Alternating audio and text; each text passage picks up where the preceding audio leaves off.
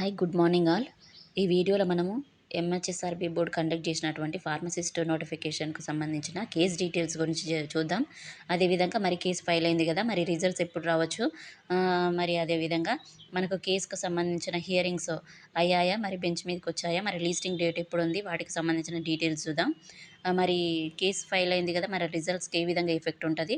వాటికి సంబంధించిన full details మనం ఈ వీడియోలో చూద్దాము. మన ఛానల్‌ని సబ్స్క్రైబ్ చేసుకోకుండా చూస్తున్న వాళ్ళు ఎవరైనా ఉంటే సబ్స్క్రైబ్ చేసుకోండి.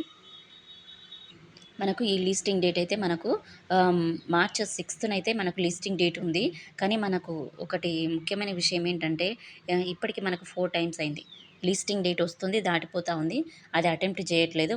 బెంచ్ మీదకి రావట్లేదు. హియరింగ్స్ అవ్వట్లేదు ముఖ్యంగా. ఇప్పుడు మనకు మార్చ్ 6 అయిపోయింది. మళ్ళీ లిస్టింగ్ డేట్ ఎప్పుడొస్తది అంటే, ఇప్పుడు 6 డేట్ అయిపోయి మనకు ఆల్రెడీ 4, 5 డేస్ అవుతుంది. ఒకసారి లిస్టింగ్ డేట్ వచ్చిన తర్వాత మళ్ళీ అప్డేట్ అవ్వడానికి కనీసం 10 డేస్, 1 వీక్ 10 డేస్ అన్న టైం పడతది. ఆ లిస్టింగ్ డేట్ ఇచ్చినా గూడా అది అప్పుడే ఇవ్వరు. ఒక 1 వీక్, 10 డేస్ ముందు డేట్ ఇస్తారు. ఇప్పుడు మనము లిస్టింగ్ డేట్ రావడానికి ఒక 10 డేస్ వెయిట్ చేయాలా? లిస్టింగ్ డేట్ వచ్చినాక కూడా ఒక 10 డేస్ అట్లా వెయిట్ చేయాలా? ఒక్కోసారి ఒక బెంచ్ మీదకి రావాలంటే ఒక 1 మంత్ అన్న ఒక 1 మంత్ డ్యూరేషన్‌లో 1 టైమ్ లిస్టింగ్ డేట్, మహా అంటే 2 టైమ్స్ లిస్టింగ్ డేట్ వస్తది. 1 టైమే మోస్ట్‌లీ. ఇప్పుడు వచ్చినా కూడా మనీ అటెంప్ట్ చేయకుండా బెంచ్ మీదకి రాకుండా దానికి హియరింగ్స్ వాదోపవాదనలు జరగకుండా ఉంటే కేస్ డీటెయిల్స్ ఏ విధంగా మనకు డిక్లేర్ అవుతాయి. ఇప్పుడు జడ్జిమెంట్స్ అనేది రావాలంటే మనకు వాదనలు జరగాలి గదా! మనకు అటెంప్ట్ చేయట్లేదు. ఎవరైతే కేసేసారో వాళ్ళు కేసు వేయడమే అనేది కాకుండా ఈ హియరింగ్స్ కూడా జరగడానికి వాళ్ళు ఎవరైతే లాయర్‌ని కన్సల్ట్ అయ్యి వాళ్ళు కేసు వేశారో వాళ్ళని కూడా రిక్వెస్ట్ చేయండి. లిస్టింగ్ డేట్ వచ్చినప్పుడు వాళ్ళు వారిని అటెంప్ట్ చేసి వాటి హియరింగ్స్‌ని, వాదనలు ఇప్పుడు జరపడానికి గూడా వాళ్ళు ఇవి ఇప్పుడు పెండింగ్ అవుతున్నాయి గదా! మనకు లిస్టింగ్ డేట్ వచ్చినప్పుడు అటెంప్ట్ చేసే విధంగా వాళ్ళని రిక్వెస్ట్ చేయండి. మనకు ఎందుకంటే ప్రీవియస్‌గానే మనం 2017లో ఫార్మసిస్ట్ నోటిఫికేషన్ అయిపోయింది. అప్పుడు అయినప్పుడు మనకు కేసులు ఇప్పుడు ఫార్మసిస్ట్ నోటిఫికేషన్ మీద కేసులయ్యాయి గదా! మళ్ళీ ఇన్ని 7 ఇయర్స్ ప్రొలాంగ్ జరగడానికి మెయిన్ రీజన్ ఏందంటే లిస్టింగ్ డేట్స్ వస్తున్నా గూడా అటెంప్ట్ చేయకపోవడం. వాటిని ఇంకా పోస్ట్‌పోన్ చేస్తూ ఉండడం.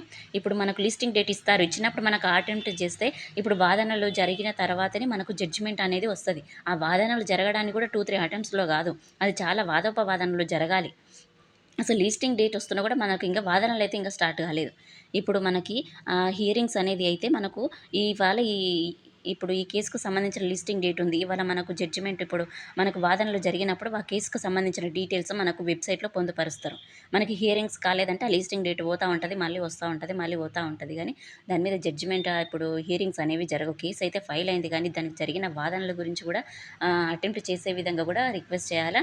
మనకు రిజల్ట్స్ ఎప్పుడొస్తాయి? మళ్ళీ రిజల్ట్స్ ముఖ్యంగా మనకు ఫార్మసిస్ట్ కేస్ మీద మనకు ఇప్పుడు కేస్ పడింది కాబట్టి మళ్ళీ రిజల్ట్స్ వచ్చే అవకాశం ఉందా? లేదా? అనే విషయం గురించి ఒకసారి చర్చించినట్లయితే మనకి ఎంహెచ్ఎస్ఆర్‌పీ బోర్డు ఇప్పుడు ఫార్మసిస్ట్ రిజల్ట్స్‌కి సంబంధించి ఫైనల్‌కి ఇవ్వడానికి, అదేవిధంగా జనరల్ ర్యాంకింగ్ లిస్ట్ గానీ, ప్రొవిజనల్ లిస్ట్ గానీ ఇవ్వడానికి ఎలాంటి అభ్యంతరం లేదు. ఈ కేసు ఆర్డర్స్ మనకు ఎప్పుడు అవసరం అనంటే మనకు సెలక్షన్ లిస్ట్ ప్రకటిస్తారు గదా!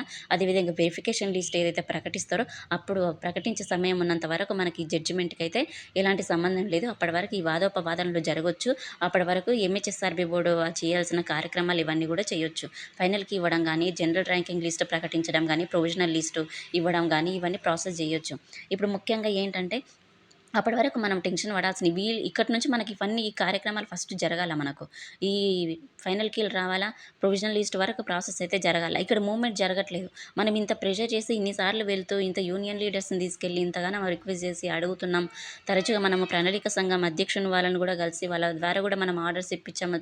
త్వరగా రిజల్ట్స్ ఇవ్వాలని కూడా వాళ్ళు రిక్వెస్ట్ వాళ్ళ దగ్గర కూడా ఇవ్వాలనే విధంగా ఆర్డర్స్ కూడా వచ్చాయి. అయినా కూడా వాళ్ళు ఇప్పుడు ఏంటంటే ముఖ్యంగా మనకు ప్రొలాంగ్ అవ్వడానికి అసలు ఎలాంటి అవకాశం లేదు. ఓఎంఆర్ బేస్డ్ ఎగ్జామ్స్ అయితే వాటి స్కానింగ్ చేయడం, వాళ్ళ మార్క్స్‌ని డిక్లేర్ చేయడం, వాళ్ళని వెబ్‌సైట్‌లో పొందుపరచడం అలా చాలా చాలా ప్రాసెస్ ఉంటది ఓఎంఆర్ బేస్డ్ ఎగ్జామ్స్‌కి.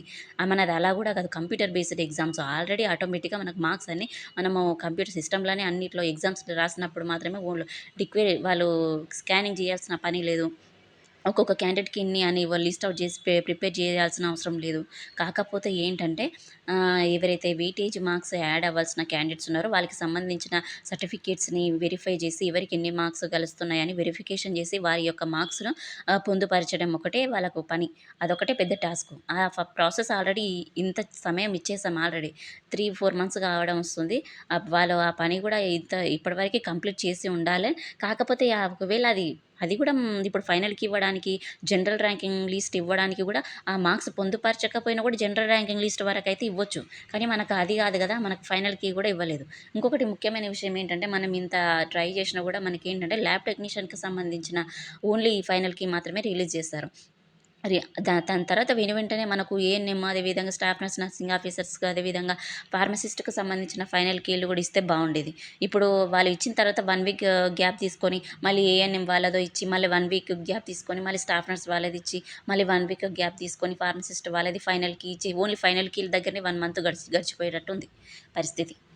ఇప్పుడు మనకు త్వరగా మనకు రిజల్ట్స్ రావాలంటే మనం మూవ్‌మెంట్ ఇవ్వకుండగా, వాళ్ళని రిక్వెస్ట్ చేయకుండగా, మనం ఇలా నిమ్మలంగా ఎదురు చూస్తూ ఉంటే కొన్ని నెలలైనా కూడా ఆశ్చర్యం లేదు. ఈ రిజల్ట్స్ త్వరగా రావాలంటే మన చేతిలోనే ఉంది. మనం ఎంత ఎదురు చూడడం వల్ల రిజల్ట్స్ అయితే త్వరగా రావు. మనం ప్రయత్నం చేయడం వల్లనే వస్తవి. ఏదైతే ఇప్పుడు ఫైనల్‌కి రావడం మనకు ఇంపార్టెంట్ కాదు. మనకు జనరల్ ర్యాంకింగ్ లిస్ట్ వచ్చినా కూడా మనకు యూజ్ లేదు. మనకు ప్రొవిజనల్ లిస్ట్ రావాల. మనకు ప్రొవిజనల్ లిస్ట్ ఇప్పుడు ఈ కంప్యూటర్ బేస్డ్ ఎగ్జామ్స్ కాబట్టి ఇప్పుడు మనకు జనరల్ ర్యాంకింగ్ లిస్ట్ ప్రకటించడానికి అంత ఆలస్యం, అంత టైం ఎందుకుంటది మనకు? అంత టైం కూడా అవసరం లేదు.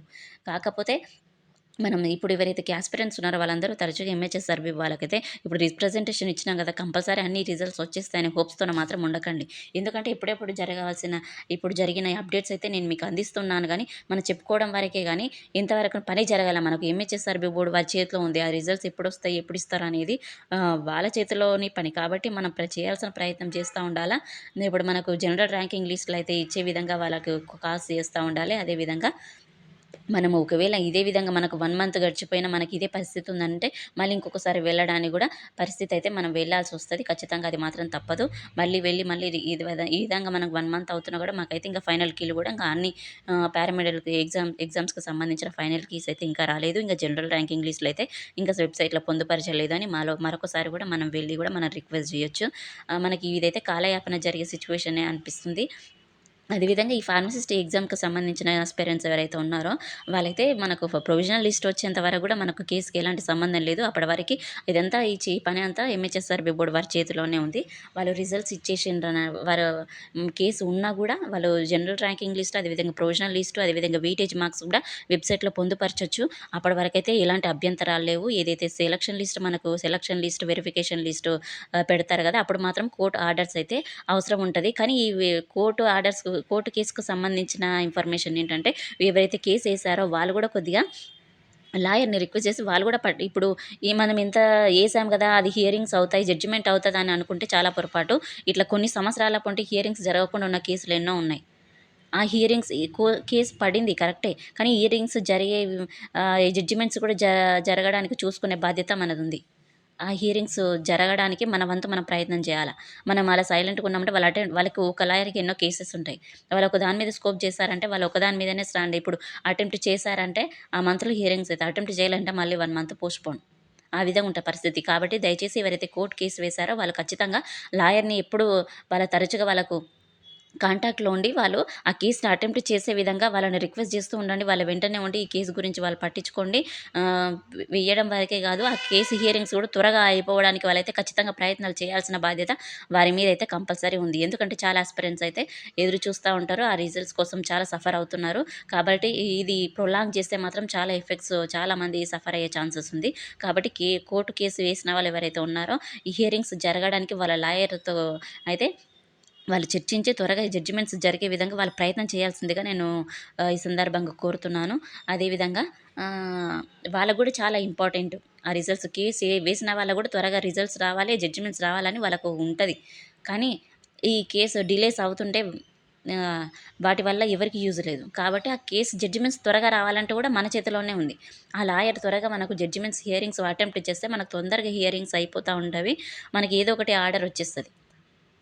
కాబట్టి ఎవరైతే ఇప్పుడు కేసు వేశారో వాళ్ళు గూడా కొద్దిగా వాళ్ళ లాయర్‌తో ఈ జడ్జిమెంట్ త్వరగా రావడం గురించి గూడా చర్చించండి. అదేవిధంగా మనకు ఈ ఎంహెచ్ఎస్ఆర్‌బీ బోర్డు రిజల్ట్స్‌కు సంబంధించిన మనకు ఫైనల్ కీలన్నీ త్వరగా ఇచ్చే విధంగా మనం ఇంకొక 1 వీక్ అట్లా వెయిట్ చేద్దాం. ఇంకా ఇదే విధంగా ఫైనల్‌కి ఓన్లీ ల్యాబ్ టెక్నీషియన్ ఫైనల్‌కి మాత్రమే ఇచ్చి ఇదే విధంగా మనకు కాలయాపన చేస్తున్నారన్నట్లయితే గనక మళ్ళీ మనం ఇంకొకసారి వెళ్ళి గూడా వెళ్ళాల్సిందే తప్పదు. వెళ్ళక తప్పదు. వెళ్ళి గూడా మళ్ళీ రిప్రజెంటేషన్ ఇవ్వాలి. వాళ్ళని మళ్ళీ మళ్ళీ కదిలించాలి. వాళ్ళు కదిలిస్తేనే రిజల్ట్స్ ఇస్తారు. మనం ఈ విధంగా నిమ్మలంగా ఉంటే వాళ్ళకేం ప్రాబ్లమ్ లేదు, ఇంక సైలెంట్‌గా ఉన్నారులే అని వాళ్ళు కూడా నిమ్మలంగా ఉండే పరిస్థితి అయితది.